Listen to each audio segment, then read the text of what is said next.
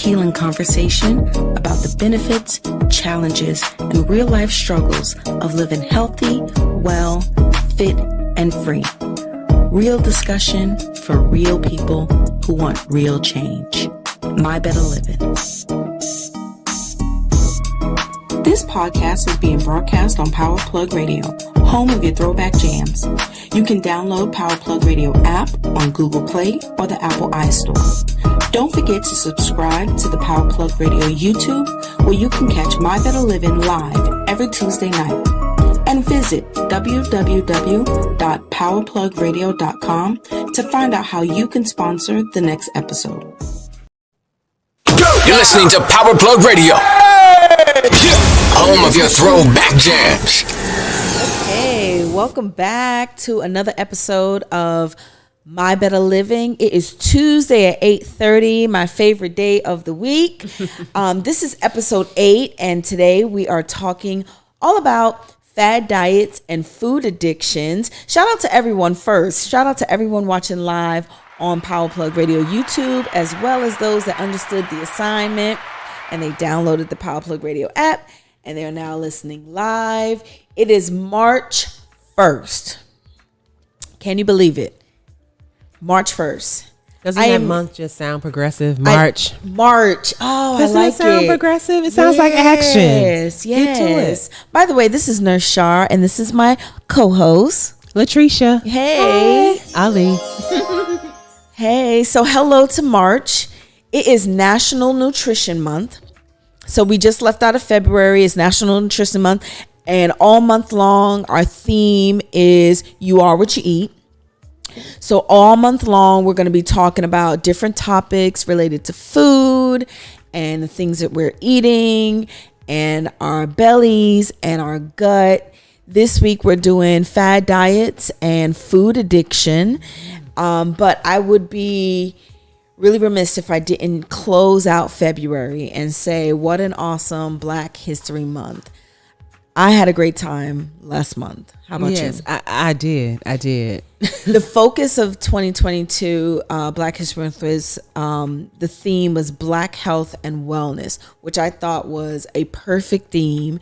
And all month long, we talked about matters of the heart, and it was great conversation, great topics, awesome guests that came through, and I loved it. What was the best thing that happened to you in February?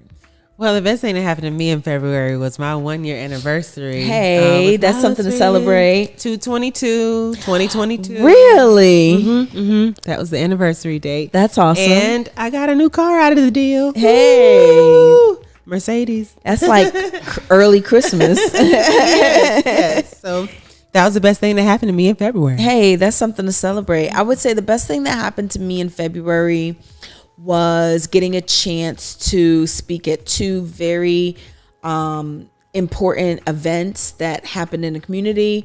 One was the Natural Hair, the 7th Annual Natural Hair, Health, and Beauty Expo that happened at the Coliseum. I'm so thankful for that opportunity to speak and do that workshop. Also at the campaign kickoff for Liberated and Living Well. I am so excited about that campaign that Dr. LaDonna Butler, founder of the Wealth for Life and executive director, is pushing and founded.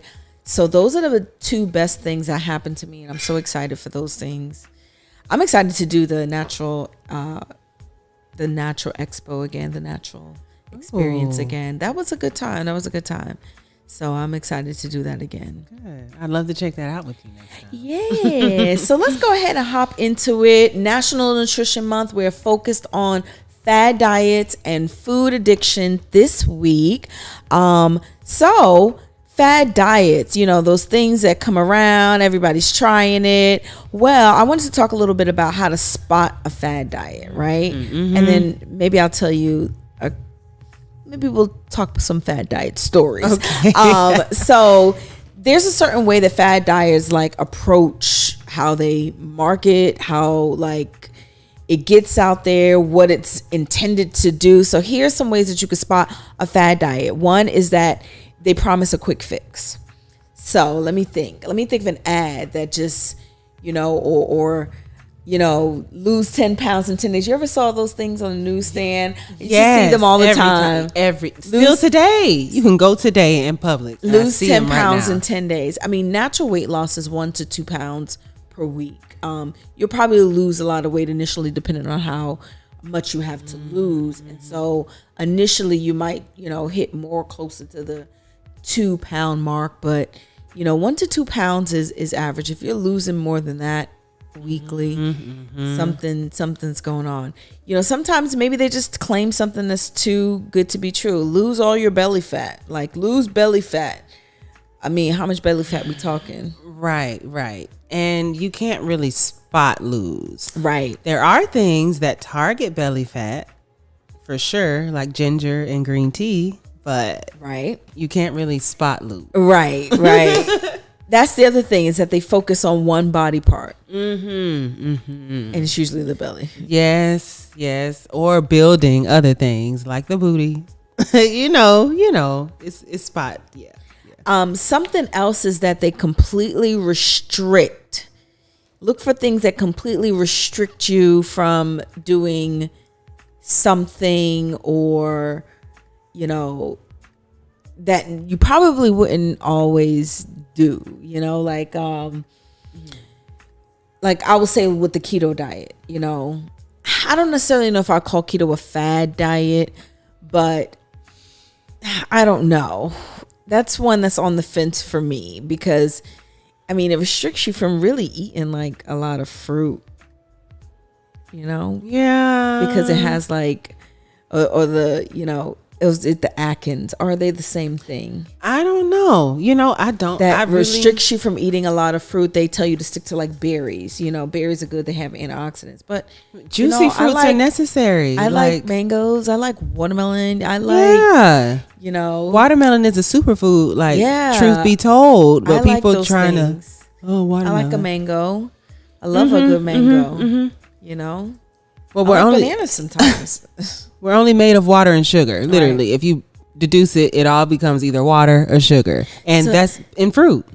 So that's another thing to look for, something that completely restricts you from, eating something. And sometimes it may be something that's really good for you, So, or they tell you only eat this, like, for how long? Yeah. How long are we doing this? How long am I only eating this?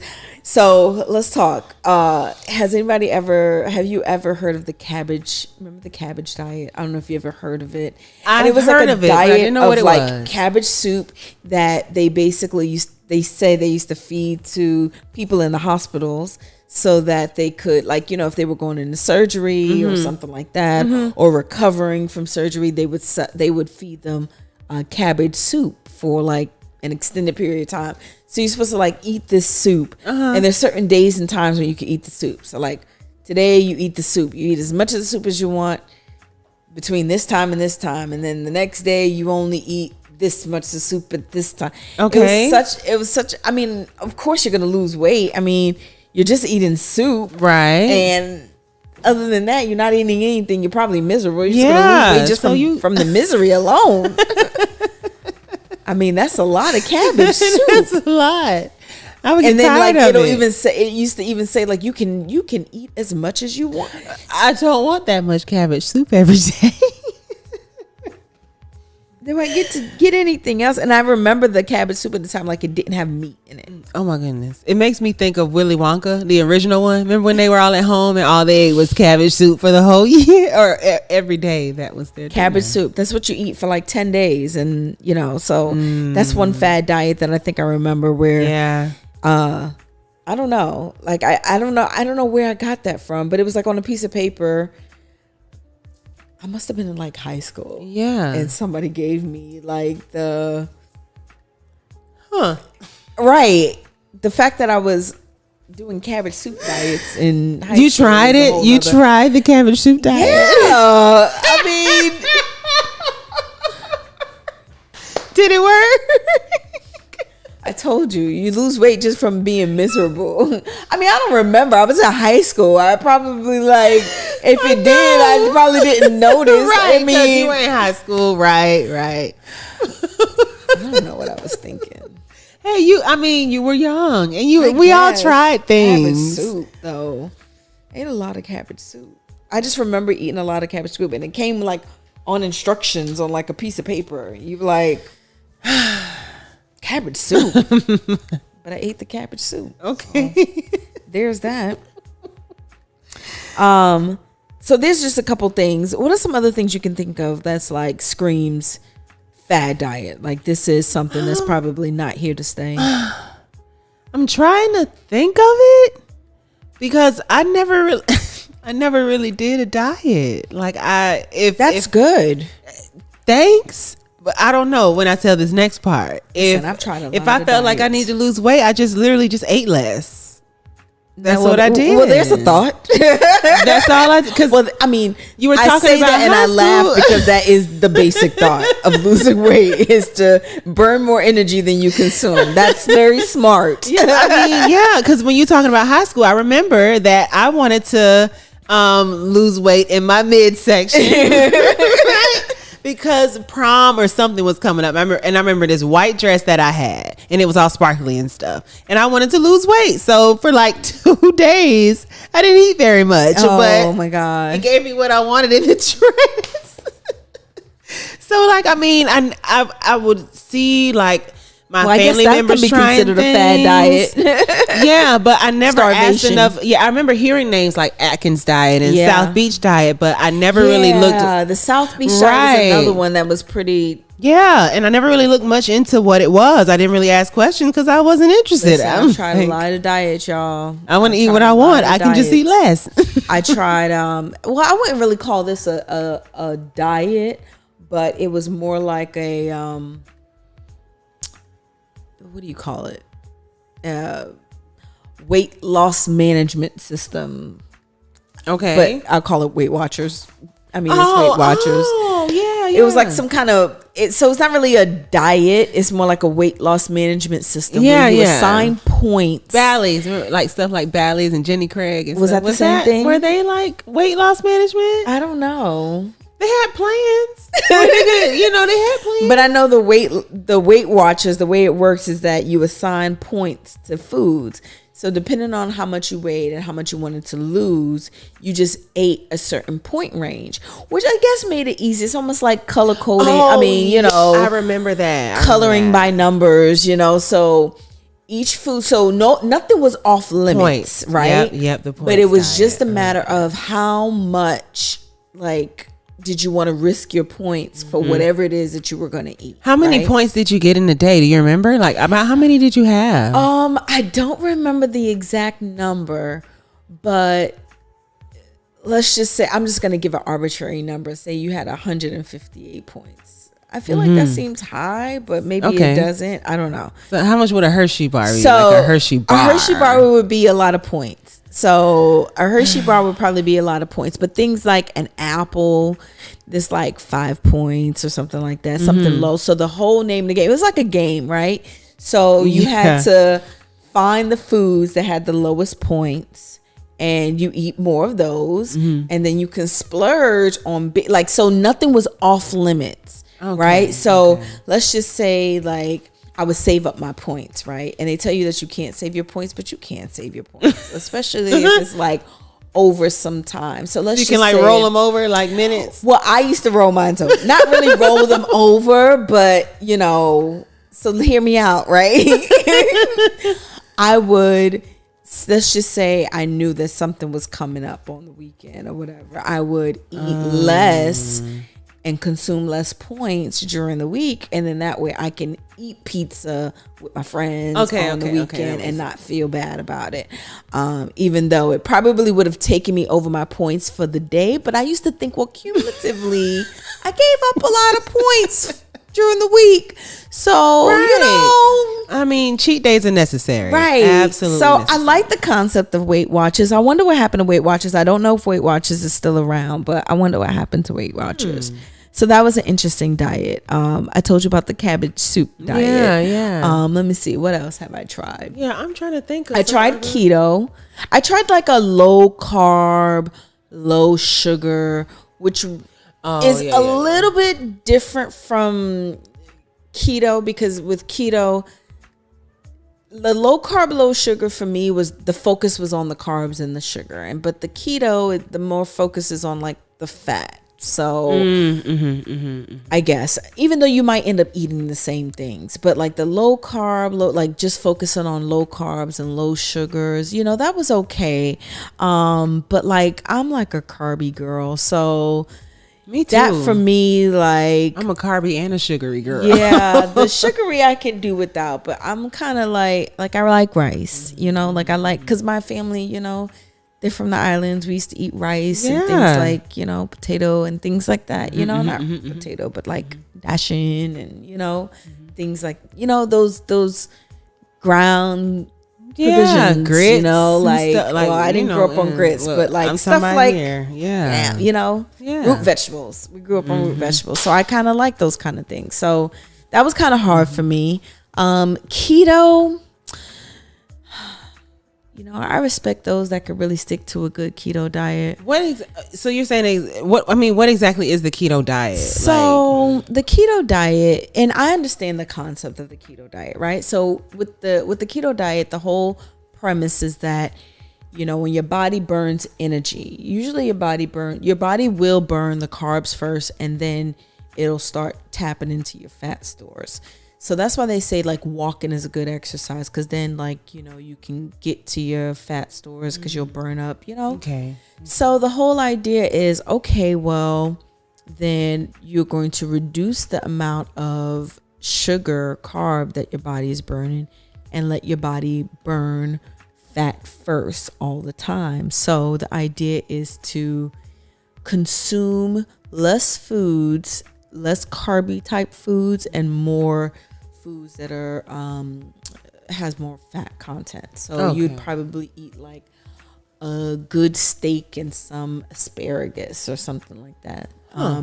Or it focuses on eating high fat foods. Like they have people that create these things called like it's like the coffee, the Bulletproof Coffee, where they have like black coffee, and they put I want to say they put like butter in it or something crazy like that. Oh my. But I know on that, like, the whole idea is to not eat like a lot of different fruits. Like you can eat strawberries, blueberries, blackberries, raspberries, like strawberry, those are the berries were okay because they were like a lot of antioxidants, and they weren't as high in sugar, but you had to avoid things like an apple or banana or like those mangoes. Are some of the listen, I'm not gonna judge. It was the apple for me. When you said the apple, that was it's what the was mango like, for me, because listen, I'm not gonna be able to do. Mango is alkaline. Like mango can do no harm to your body. So why would any diet require you to not make your body better by making it alkaline? It was between that and when I tried this diet, of course I was eating meat. So hey, sure, great, I'll eat a steak. No problem. I would cook things like zucchini boats, where you put the ground beef in the middle with the other vegetables or whatever. Okay, great. That was a nice, keto friendly meal because it kept the carbs low. But it was, I think at the end, the idea of not being able to eat a nice bowl, like a fruit salad, or not being able to eat a mango, or not being able to eat an apple a day, which I like to do. It was just something about it that just kind of turned me off. And then I just didn't feel like it was something that I could sustain, like just being so restrictive. And I know it seems like it's an oxymoron because, people know me, be like, well, you're plant-based, you don't eat meat now. That's pretty restrictive. I know, but I don't feel like it's harmful to me. Like, I don't know. Like, it just seemed kind of like, man, I feel like I was eating a lot of meat at the time. And this was even before I stopped eating meat. Yeah. I just felt like I was eating a lot of foods that I'm just like, this can't be good for me. Yeah. There were times where I used to think that all I needed to eat was meat. Am I really putting butter in my coffee right now? What am I doing? Yeah, no, I have never heard of that. It was just ever. It was just like a lot for me. It was just now. Some people would say that vegan and plant-based are fad diets. Wow, right? that's funny that you say that, because I had came across an article equating them to the trendy or fad type. But I will say, and we're going to talk about plant-based eating this month. We have a whole month worth of just awesome shows for you. And so all month long, we're going to be talking about this stuff. We're all going to be talking about food. But I think that, so one of the weeks will dive into plant-based eating. So, without talking too much down that road, I will say, however, that with plant-based eating, for me, I think that it's more of adopting a lifestyle that was sustainable for me. It was something that, it was like, I can do this, and I didn't have to give it any thought. And it was like, I don't have to count any calories, and I don't have to, I just put good food in my body. You can food eat that I much know of it as you want. That's good for me. I try to put as much as that in my body, and then keep as much as the bad stuff out of my body. I mean, that's just, so for me, I don't know. I don't see it as a fad diet, but I can see where people are abusing it, like, I'm just going to do this for 30 days. Because that's the other thing with fad diets. There's a beginning and an end, 10 days, 30 days, 2 months, 3 months. If it's not talking about lifestyle changes, sustainable lifestyle changes, long-term changes, adopting new habits, behavioral changes, it really is just like a diet.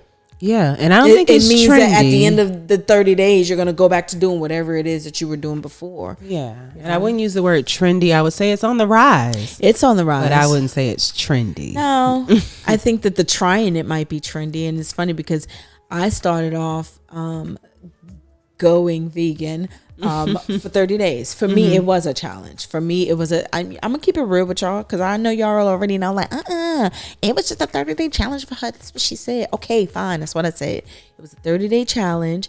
But at the end of the 30 days, I felt so good that I wanted to keep going. So it's become a lifestyle for me. So I don't necessarily see it as fatty, but I can see how people may want to jump in and out of doing that and kind of create that. I would say one more thing that we can tuck under that is fad diets.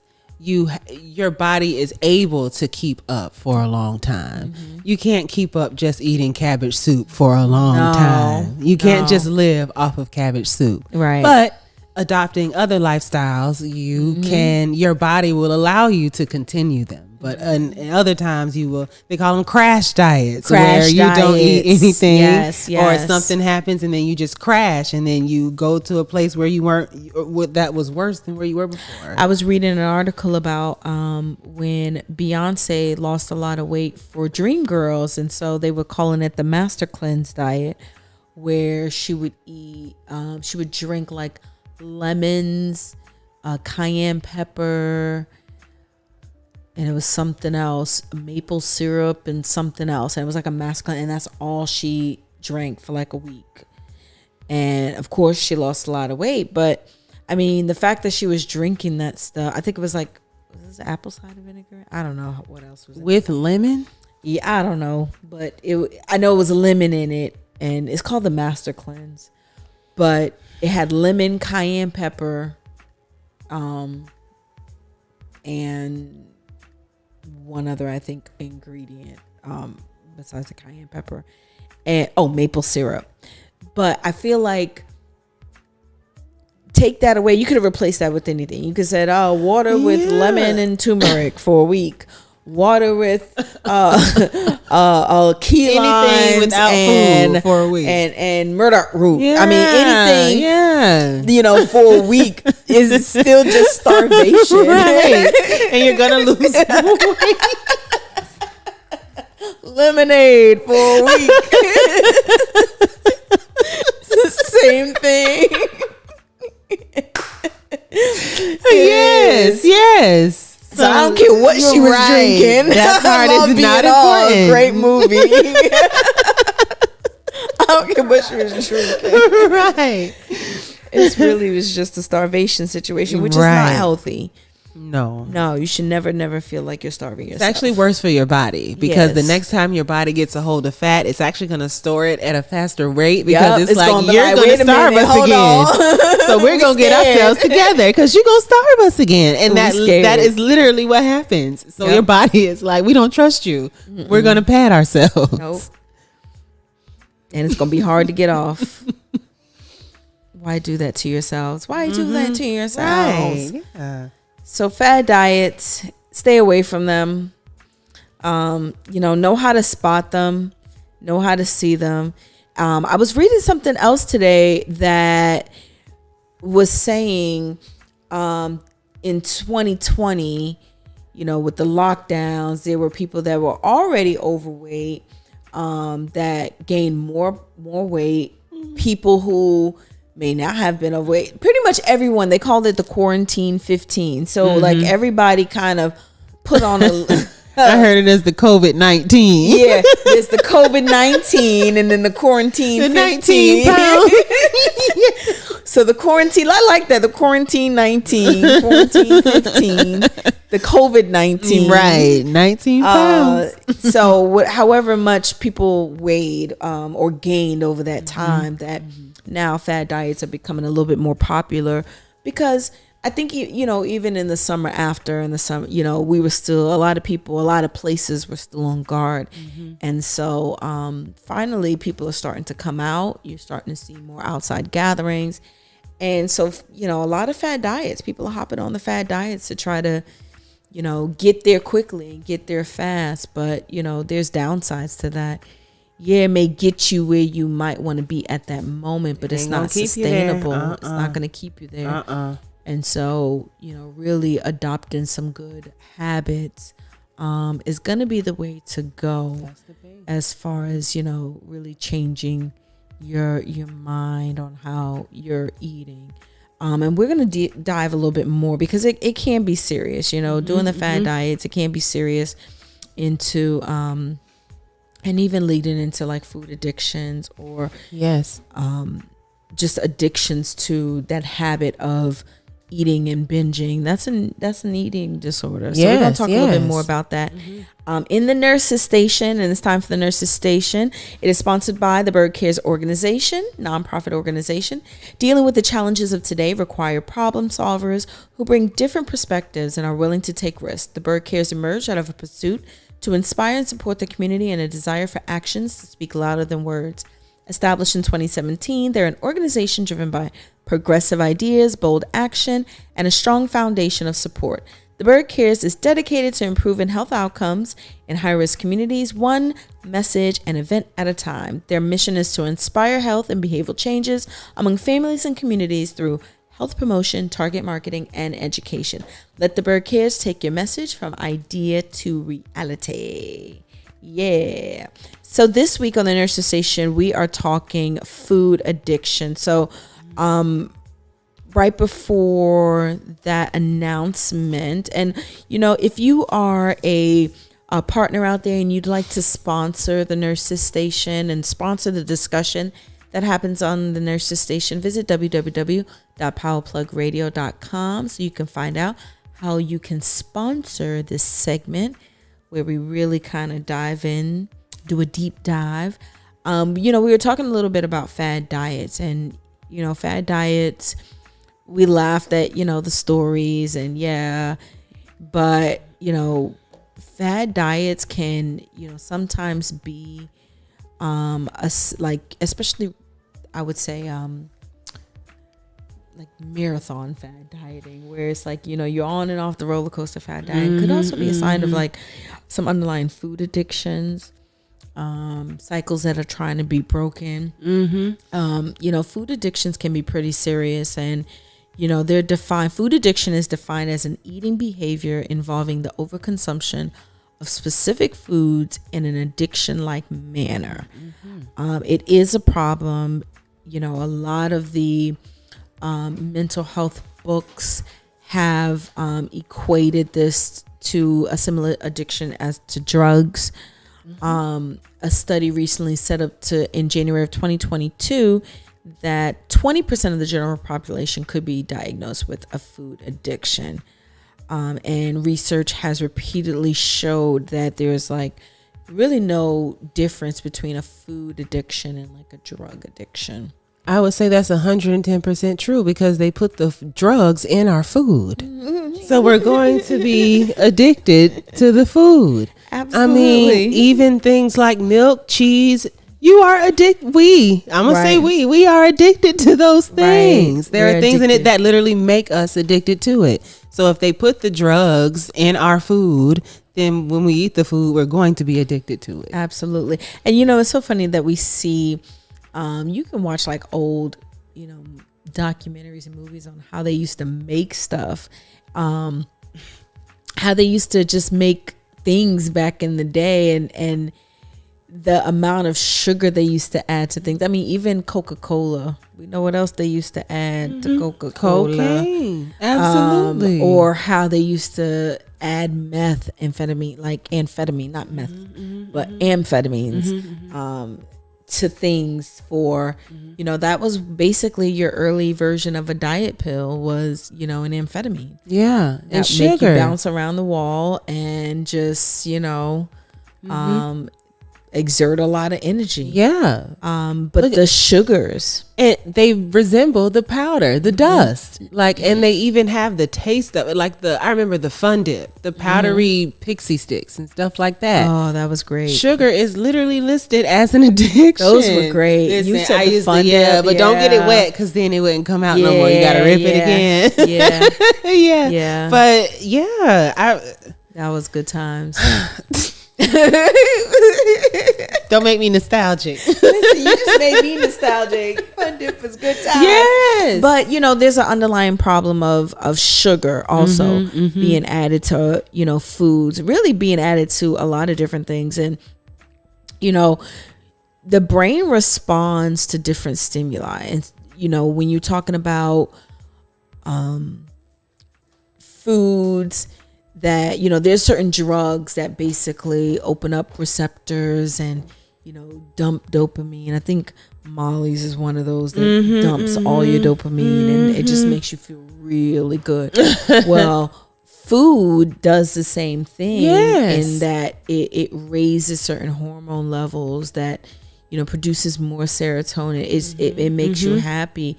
And it's the connection that people have to food that creates the addiction. Yes. So how, you know, is it, you know, food can be used as a comforting measure. It's, you know, when you're happy, you know, celebrating with food and celebrating with, or feeling down and using food as a comfort or, you know, a reason to, you know, do something. I mean, that's right. Using food as something to do and not as nourishment. It's a real problem. It starts when we're young. How many times do children come in? Can I have a snack? And you know they just ate. You know they're not hungry. They just don't have nothing to do. Right. So they're going to come ask for something to chew. We should have gave them some water and something on their way.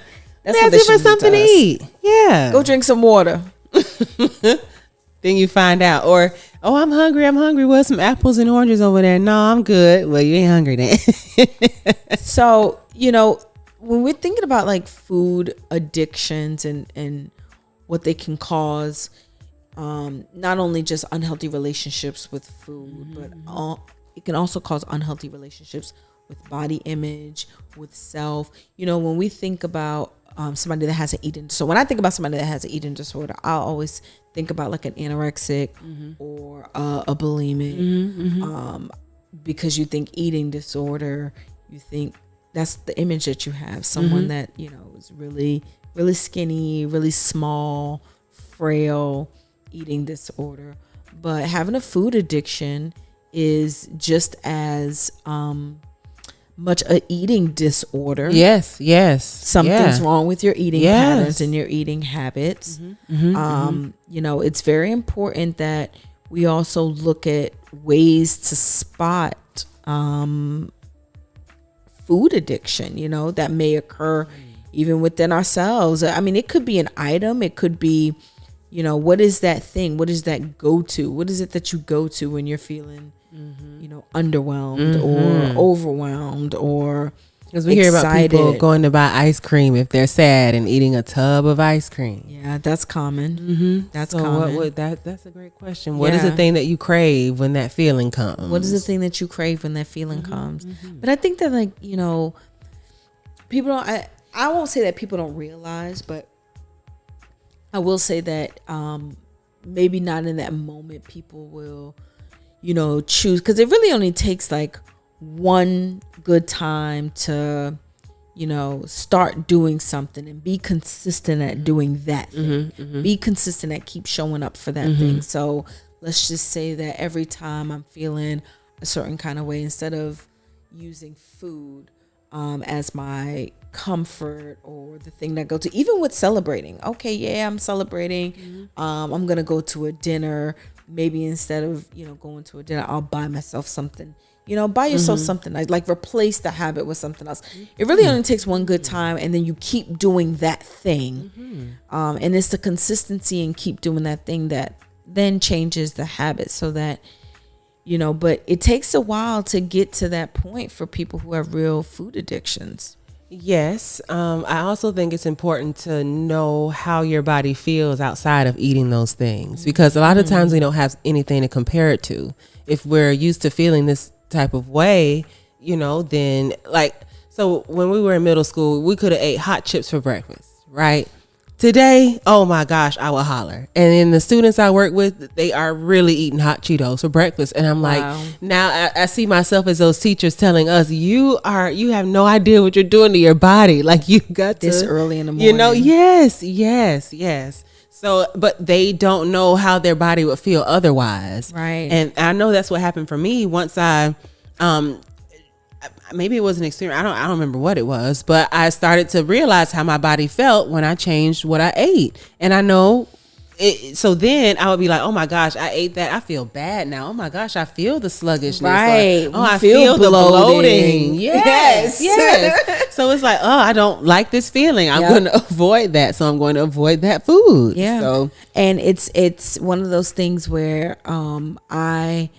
in going plant-based, I also discovered that I have a gluten sensitivity. Something that was showing up before, but I didn't realize in all the mess that that's what that was. But now that, you know, I've removed, you know, meat products from my diet, you know, I've always known about how my body reacts to dairy. So, you know, that's got to go.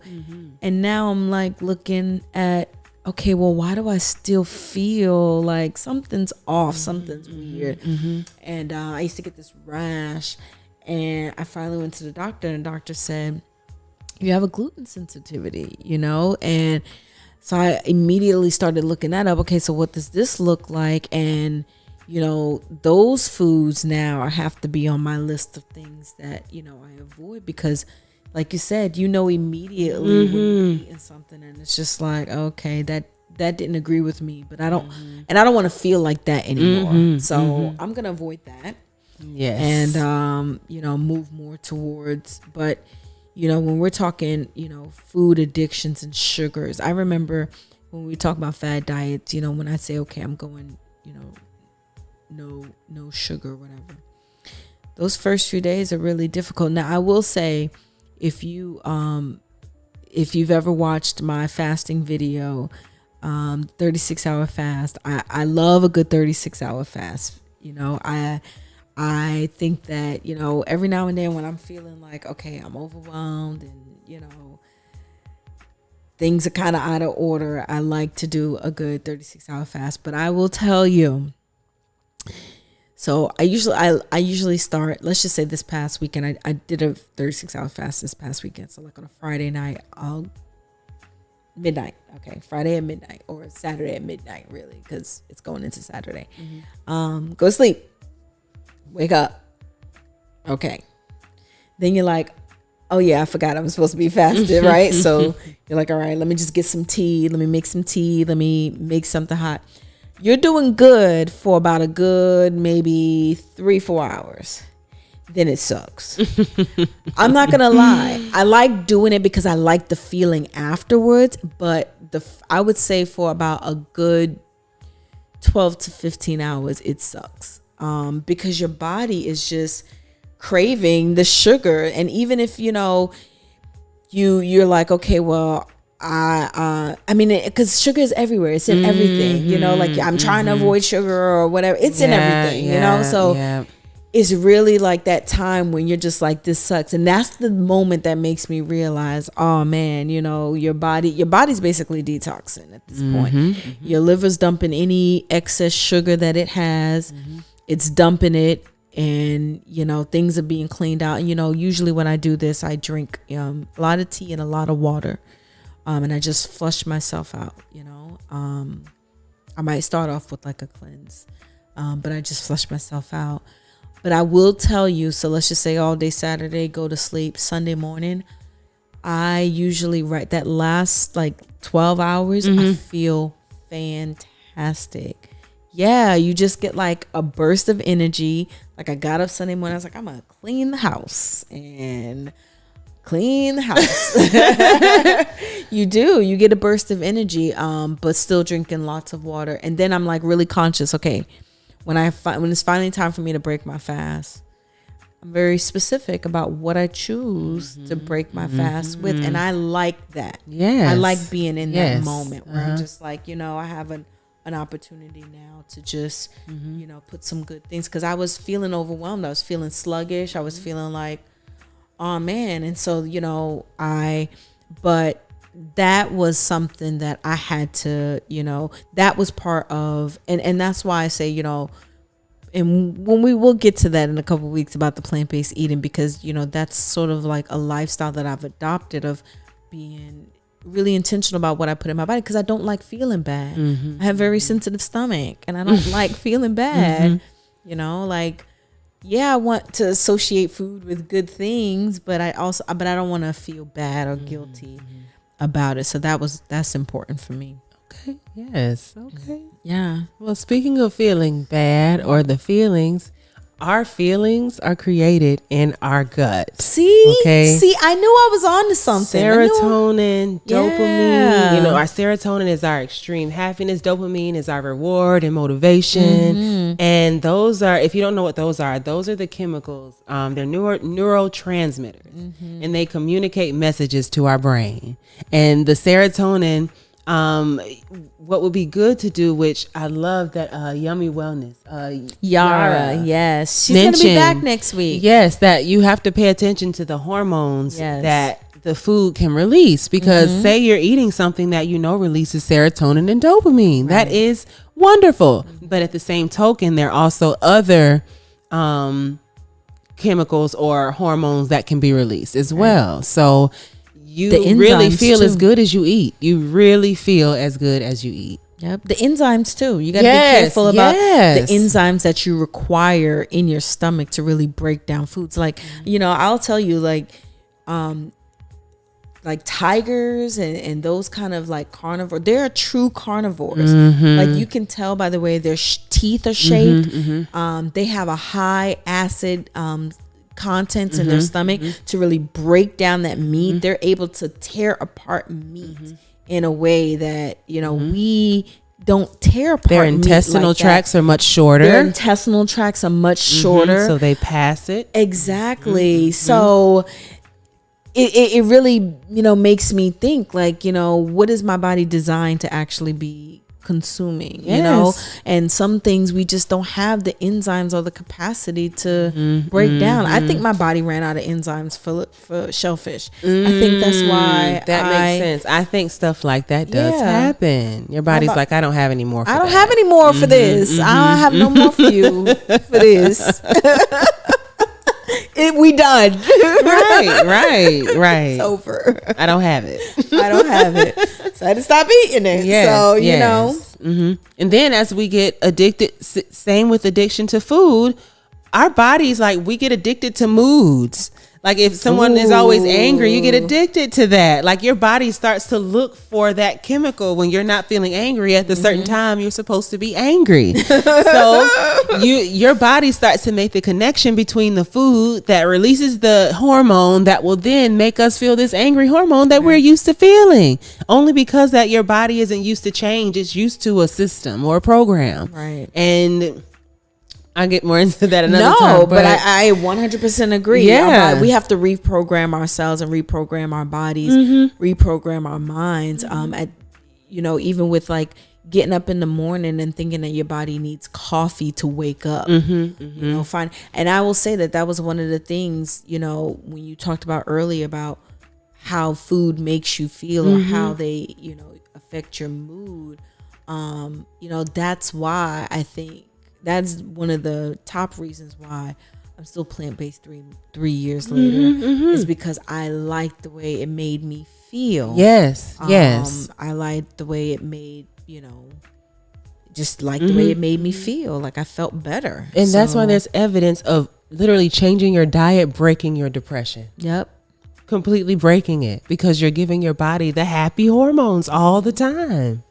I'm going to repost this. So if you go to My Better Living YouTube, I'm going to post it on the socials, but, go back and watch 2 videos.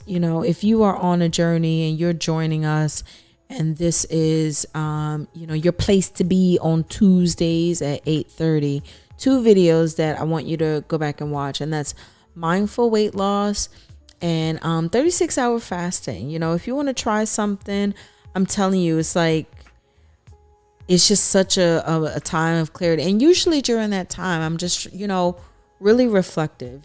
For me, it's like a reset. I was feeling overwhelmed. I was feeling like, okay, I had a lot going on. My stress levels was kind of going up. And, I'm trying to be better about taking breaks when I need to take a break because otherwise you end up having a breakdown. And so that's something that I said, okay, I'm going to sit put for the weekend and I'm really going to just, fast and organize myself so that I can pick back up and keep going for like another 6 weeks. And I might be in this place in 6 weeks again, where I'm just like, it's time for me to sit down, reset. I'm telling you, the last 12 hours, it sounds like it's crazy, but those last 12 hours, man, you feel like you can conquer the world. Something I love that you said was that when you were coming out of your fast, that you were very intentional about the foods that you chose. And even on a smaller scale, we can do that every day. Yep. Because break fast or breakfast is you breaking your fast. Exactly what it is. So you have the opportunity every day to start a new cycle or try something different or try that thing again to see if you can hold on to it. Yep. So I broke my fast with a fruit salad.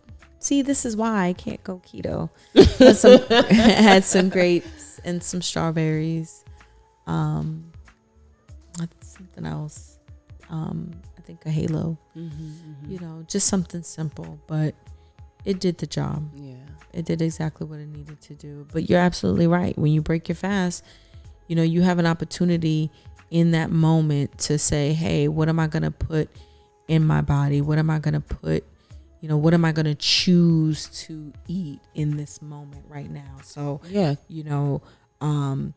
but as far as food addictions, I had this, let me look this back up really quick because I wanted to talk a little bit about recognizing, food addictions and recognizing, when you or somebody maybe next to you, close to you, has it, I feel like too often, we may see things, and especially if it's somebody that you love,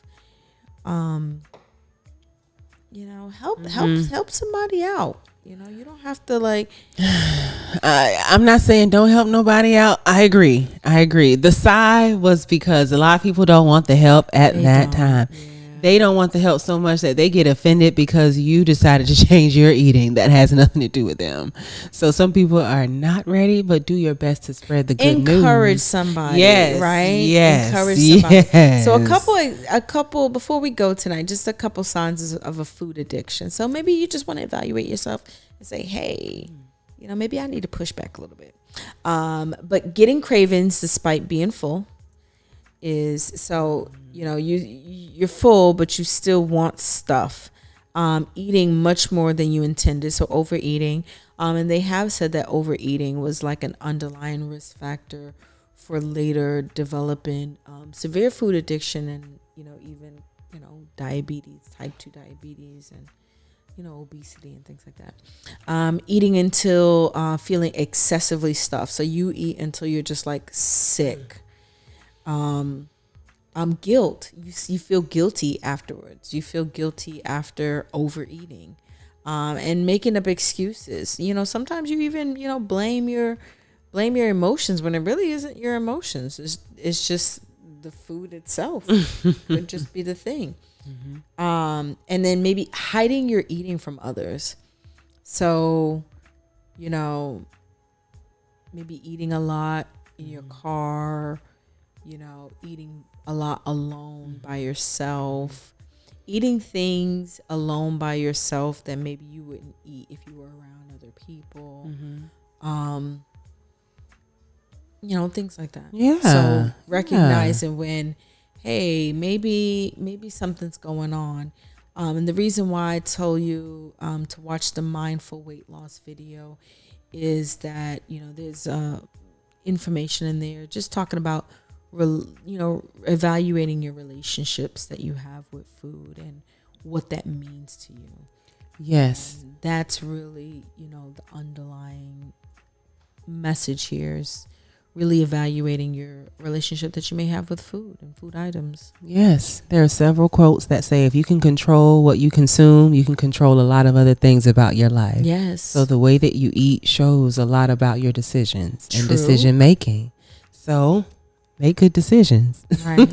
And, a lot of, when you think about it, sometimes what we eat and what we put in our bodies is probably the only things that we can control. Right. Sometimes. Yes. You have kids and you can't even control them. So right. Right. You just, you can't control your job. You can't control your spouse, your other partner. I mean, that's really the only thing you can't control. So why not be really good at that? Yeah. Right? Yes. Really good at putting really good food. So that's our theme this month. We're talking about foods. Next week, we have the Women of Wellness that are coming back. We have Yara coming back. Hopefully, she brings some smoothies.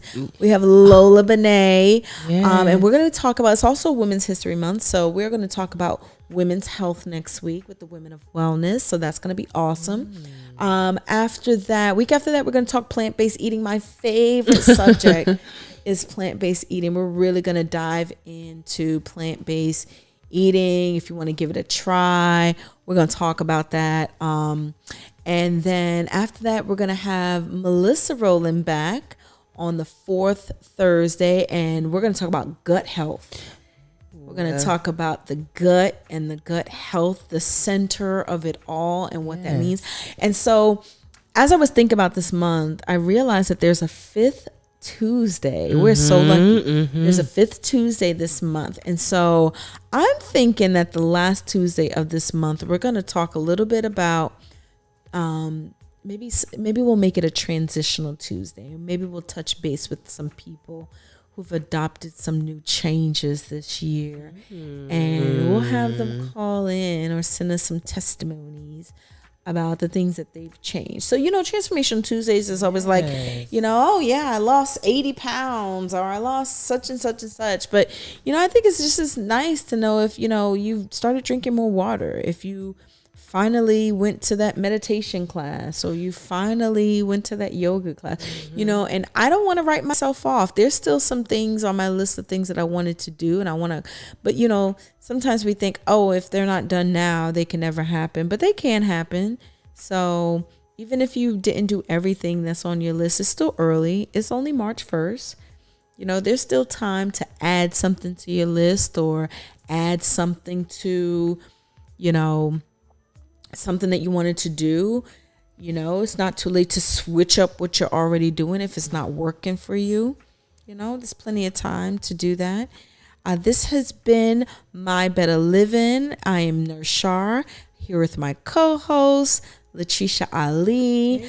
I send you off with great greetings for a great month. This month is Nutrition Month, so we'll be talking about nutrition all month long. You can follow me, Nurse Shar, on IG and Twitter at Nurse Shar RN, also on TikTok at Nurse Shar RN, and on YouTube at My Better Living, and Facebook My Better Living. How can they get in contact with you, Latricia? Okay, Latricia Ali on Facebook, Zenesy on the Rocks on Instagram, Zenesy on the Rocks on TikTok, and that's all I got today. Thank you to our sponsors, The Bird Cares. We will see you next week. You're listening to Power Plug Radio, home of your throwback jams. My Better Living. Spend some time with Nurse Shar for honest and healing conversation about the benefits, challenges, and real-life struggles of living healthy, well, fit, and free. Real discussion for real people who want real change. My Better Living. This podcast is being broadcast on Power Plug Radio, home of your throwback jams. You can download Power Plug Radio app on Google Play or the Apple iStore.